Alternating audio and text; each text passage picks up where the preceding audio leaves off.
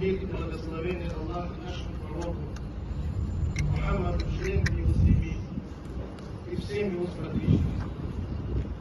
Allah subhanahu wa ta'ala كل نفس ذائقة الموت وإنما توفون أجوركم يوم القيامة ومن زحزح عن النار وأدخل الجنة فقد فاز وما الحياة الدنيا إلا متاع الغرور. Każda dusza musi śmierć.